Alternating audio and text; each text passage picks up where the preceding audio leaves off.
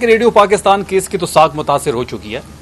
वो इस तरह मुतासिर हो चुकी है कि 3 साल बाद आप कैसे किसी को उसमें नॉमिनेट करते हैं। फिर 3 साल बाद जो आप फ्रांसिक करते हैं उसमें आप ये कहते हैं कि जी ये सीएम आफरीदी साहब हैं, लेकिन उसमें वो जगह आप नहीं बताते कि ये वीडियो किस जगह की है। और 3 साल बाद सीएम आफरीदी साहब को उसमें नामजद करना, तो ये तो बदनीयती पे शामिल हो गई है। एक चीज़, जहाँ तक आपने पुलिस की रोल की बात की, तो खैबर पख्तूनख्वा वाहिद सूबा है जहाँ पे हर चीज़ के लिए आज़ादी है। यहाँ पे आप सियासी इज्तिमा भी कर सकते हैं, आप जलसा भी कर सकते हैं, यहाँ पे पुलिस पे भी कोई प्रेशर नहीं है। काश आप जितने क्वेश्चन यहाँ के वज़ीरों से करते हैं, इतने क्वेश्चन कोई पंजाब के, कोई फेडरल के वज़ीरों से भी करते। काश बाकी सूबों के वज़ीर भी इस तरह आते और अपनी डिपार्टमेंट की कारकर्दगी लोगों के सामने रखते। काश ये भी होता कि जब बजट पेश हो रहा था तो सिंध और पंजाब के बजट को भी डिस्कस किया जाता, जिस तरीके से खैबर पख्तूनख्वा को डिस्कस किया गया है। वजह एक है कि यहाँ पे इमरान खान की हुकूमत है, इमरान खान की हुकूमत है, हर चीज़ यहाँ पे डिस्कस होगी, हर चीज़ को एम्फसाइज किया जाएगा। देखिए आपको पता है ना कि इसहाक डार के नवासे के केस, शायद ही आप में से किसी ने उस पर कोई स्टोरी की हो। उस केस को दबाने के लिए ब्लू पासपोर्ट का प्रोपेगेंडा सामने लाया गया। ब्लू पासपोर्ट के बाद किसी की हिम्मत हुई कि उस केस पे कोई बात करता? तमाम मीडिया हाउसेस को मैं सामने कैमरों के सामने कह रहा हूँ, है किसी में इतनी हिम्मत कि उस केस को डिस्कस करे? अगर डिस्कस करेंगे तो आपके ऐड बंद होंगे। आपका ब्लू पासपोर्ट का जो हमारा प्रोपेगेंडा था वो सिर्फ इसहाक डार के केस को दबाने के लिए किया गया था। जो डीआईजी है फैसल कामरान, वो एक्सपर्ट है कि जितनी भी शवाहिद है मिटाने का वो एक्सपर्ट है, उसका ट्रैक रिकॉर्ड है। उसके ताने बाने मरियम सफदर तक जाएंगे, उसके ताने बाने इसहाक डार तक जाएंगे। है किसी में हिम्मत के सवाल करे, किसी से जाके करे सवाल, किसी वजीर से करे, किसी वफाकी वजीर से, है किसी में हिम्मत के इसहाक डार से पूछे? यहाँ पे तो सीएम आफरीदी साहब को भी डिस्कस किया जाता है। रोज एक काला चैनल नया प्रोपेगेंडा करता है बगैर किसी सबूत के। कोई एक सबूत तो ले आए। रेडियो पाकिस्तान के केस में पुलिस पे कोई प्रेशर नहीं है। जो उन्होंने रिपोर्ट जमा की है वो कमेटी उसको देख रही है। पुलिस मुकम्मल तौर पे आज़ाद है। किसी सूबे में किसी की हिम्मत हो सकती थी कि किसी चीफ एग्जीक्यूटिव के खिलाफ एक पुलिस वाला रिपोर्ट बनाए? डीआईजी चौथे दिन फ्रांसिक क्राइम सीन का कर रहा है इसहाक डार के केस का, जो उसके नवासे का केस है। किसी ने बात की इस पे? सीसीटीवी फुटेज क्यों छुपाई गई, क्यों मिटाई गई? है किसी के पास जवाब? है किसी में हिम्मत के वो सवाल करे? देखिए बात बड़ी वाज़ेह है, आपको हर चीज तो खैबर पख्तूनख्वा की नजर आ रही है, लेकिन दूसरों सूबे पे कोई बात करने को तैयार ही नहीं है। रेडियो पाकिस्तान का केस बदनीयती पे मुश्तमिल है। रेडियो पाकिस्तान का केस सिर्फ तलवार लटकाने के लिए इसको प्रोलॉन्ग किया जा रहा है। उस केस में मजीद ऐसी कोई चीज नहीं है। जहां तक आपने बनू ऑपरेशन की बात की, मेरी बहन बलोचिस्तान पे भी जरा बात कर लिया करें। अब यहां भी मैं कुछ सख्त अल्फाज इस्तेमाल करूंगा, फिर मेरे मीडिया के लोग इस पर नाराज हो जाते हैं। बलोचिस्तान 80% नो गो एरिया बन चुका है। पीपल्स पार्टी की सूबाई हुकूमत है, नून लीग फेडरल गवर्नमेंट में बैठी हुई है, रियासती इदारे एक पेज पे है। किसकी नाकामी है?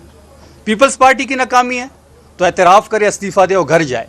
फेडरल हुकूमत ये नाकामी अपने खाते में डालेगी तो इस्तीफा दे और घर जाए। या फिर ये रियासती इदारों की नाकामी है कि वहां पे जो 80% बलोचिस्तान आपके हाथ से निकल चुका है उस पर कोई मीडिया बात नहीं कर रहा। खैबर पख्तूनख्वा फलानी जगह ऑपरेशन हो रहा है, फलानी जगह बदअमनी है, रोज उसको डिस्कस किया जाता है।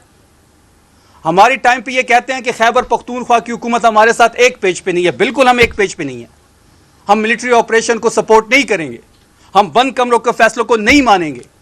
हमने मुज़ाकरात से बड़े बड़े अहदाफ हासिल किए हैं, बड़े बड़े कबायली मशरान को बैठा के जरगों के जरिए हमने बहुत चीज़ें हासिल की हैं। हम वही तरीका अपनाना चाहते हैं। अगर हमारे ऊपर मिलिट्री ऑपरेशन ये इम्पोज करेंगे हम मुखालफत करेंगे, लेकिन बलूचिस्तान में तो सारे एक पेज पे हैं।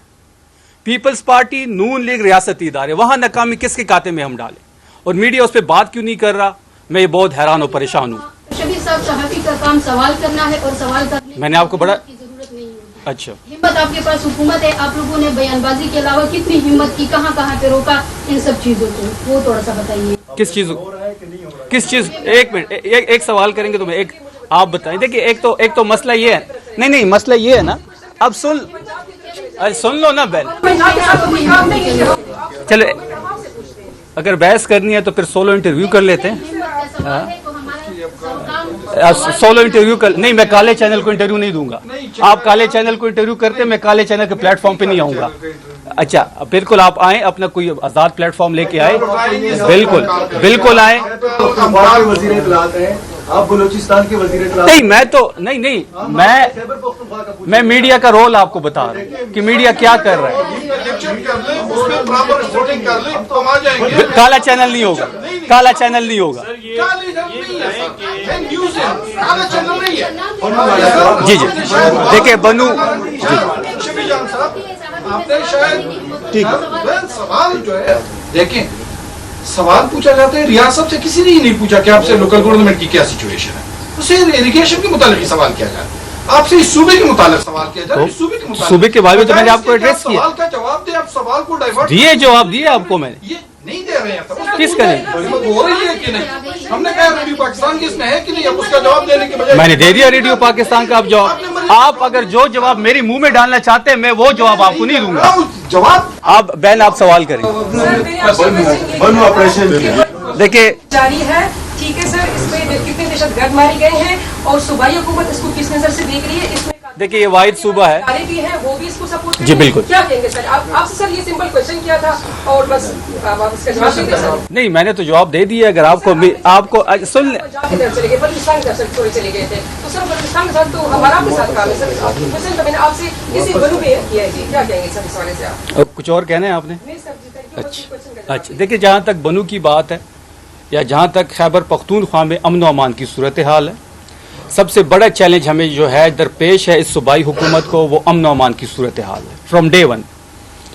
इसका जो बेसिकली जो इशू है वो बंद कमरों के फैसले हैं।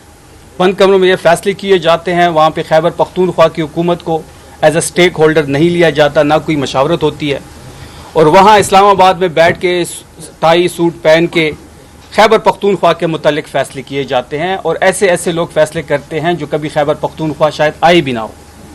फिर उन बंद कमरों के फैसलों की वजह से यहाँ पे अमन व अमान की सूरत हाल ख़राब हो जाती है।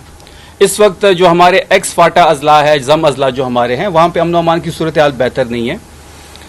इस वक्त सूबाई हुकूमत जो है, आपने देखा होगा कि जैसे CM अफरीदी साहब आए तो सबसे पहले उन्होंने 31 अरब का ग्रांट पुलिसों को, CTD को, स्पेशल ब्रांच को दिया, 17 अरब CTD के लिए, 14 अरब स्पेशल ब्रांच के लिए, और ये वाहिद सूबा है जिसने सबसे बड़ा जो तीसरा पोर्शन बजट का है वो अपनी पुलिस होम डिपार्टमेंट के लिए रखा है।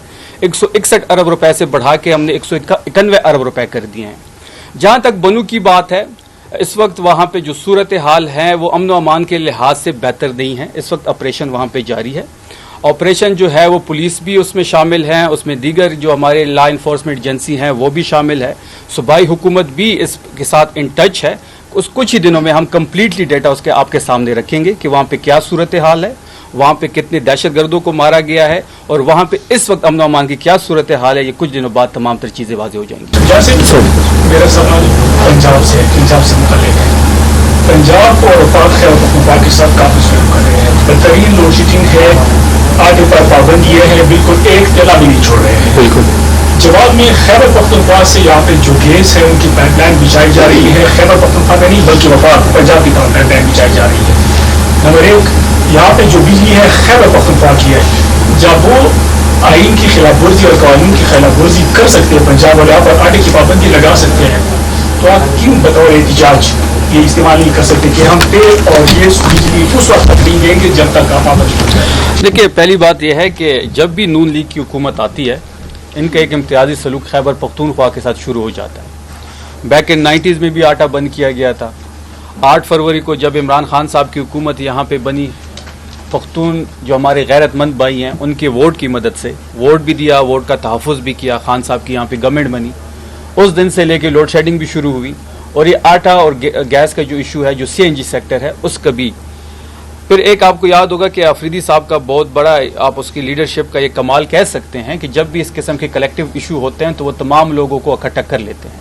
अमन जिरगा हुआ, असम्बली के अंदर हुआ, तमाम मकतबा फिगर से ताल्लुक़ रखने वाले तमाम सियासी क़ुव्वतें वहाँ पे मौजूद थी। फिर अभी जब आटा और CNG का इशू बना तो आप सब ने उस प्रेस कॉन्फ्रेंस को कवर किया होगा कि असम्बली के अंदर गवर्नर साहब भी थे, CM साहब भी थे, स्पीकर साहब भी थे, बाद साहब भी थे।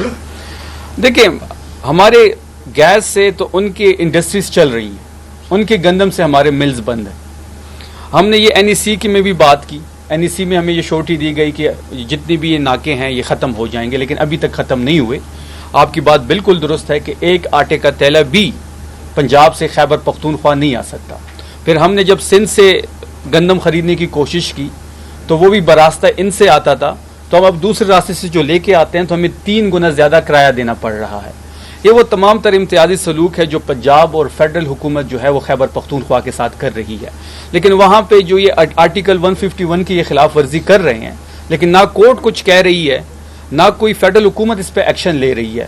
اگر ایسی کوئی حرکت ہم کریں, کیونکہ گیس ہم پیدا کرتے ہیں, بجلی ہم پیدا کرتے ہیں, لوڈ شیڈنگ بھی ہم پہ ہے, اور ہماری گیس اور بجلی پہ پنجاب کے کارخانے چل رہے ہیں, ان کے گھر روشن ہے, لیکن خیبر پختونخوا جو ہے وہ تاریکیوں میں ڈوبا ہوا ہے. اگر ہم ایسی کوئی حرکت کریں گے تو ہم غدار ڈکلیئر کر دیے جائیں گے, ہمارے اوپر غداری کے مقدمات ڈکلیئر کر دیے جائیں گے, اور شاید یہاں پہ کوئی ایمرجنسی لگا دی جائے گی.